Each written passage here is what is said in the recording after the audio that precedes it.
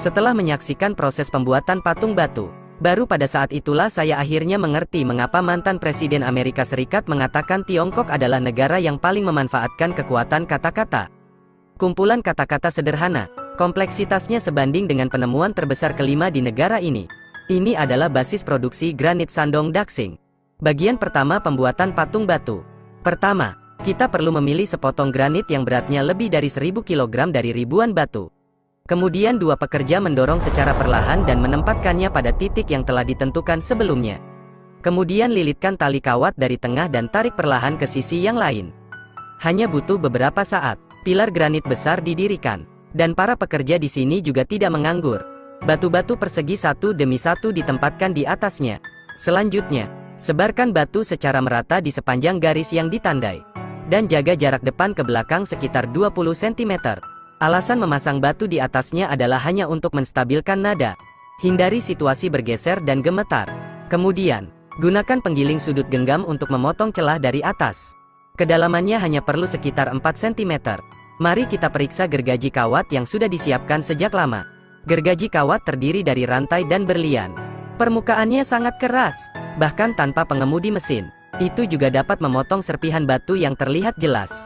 Kemudian pegang talinya dan regangkan perlahan ke depan. Karena lemparannya sangat sulit, saya masih harus berusaha keras dari waktu ke waktu. Setelah mencapai posisi yang ditentukan, kemudian bisa dijepit dan dipasang di tengahnya dengan dua batu. Seharusnya tidak ada celah yang tidak perlu di antara batu-batu itu. Jika tidak maka nadanya akan menyimpang. Permukaannya tidak rata, diskon sangat berkurang, karena ukuran nadanya terlalu panjang. Gunakan juga tang besar untuk menjepit ujungnya dan membungkus salah satu sisinya dengan erat. Kemudian ditempelkan pada permukaan cakram roda. Putar tombol saklar ke kanan. Mesin mulai berputar dengan kecepatan tinggi. Hindari tali yang terlalu panas. Semprotkan juga banyak air segar pada luka. Waktu pemotongan kurang lebih 7 jam. Tidak seorang pun diperbolehkan mendekat selama 7 jam ini.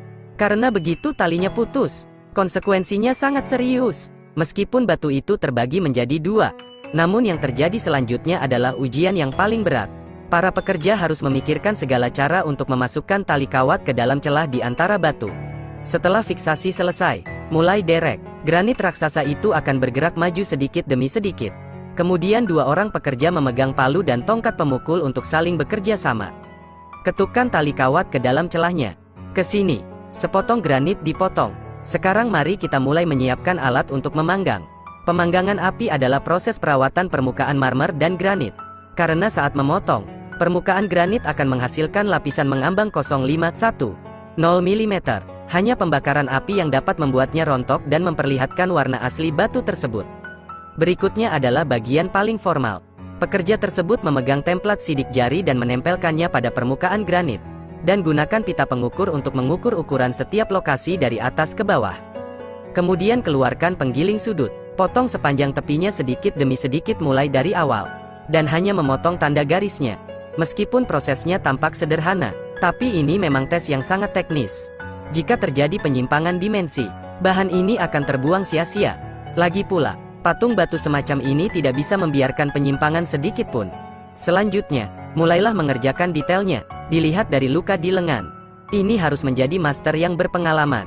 Terutama ukiran bagian tepi dan sudutnya. Genggamannya sangat bagus. Kemudian keluarkan pahat dan palu. Cungkil kuat-kuat pada tempat dia baru saja memotong. Tidak akan memakan waktu lama. Satu kata terungkap. Proses ini hanya bisa mengandalkan pemukulan manual. Bahkan jika aku mengangkat tangannya, tuannya juga tidak bermaksud untuk berhenti. Itu cukup untuk menunjukkan kecintaan sang master terhadap industri ini. Saat tubuh utama disangga, tuan tua itu mengganti penggiling sudut lagi. Kali ini kami memilih metode penggilingan melintang. Digunakan untuk menghilangkan tepi dan sudut pada alur. Kremasi sporadis di pinggir juga menunjukkan bahwa pekerjaan di sini tampaknya tidak mudah.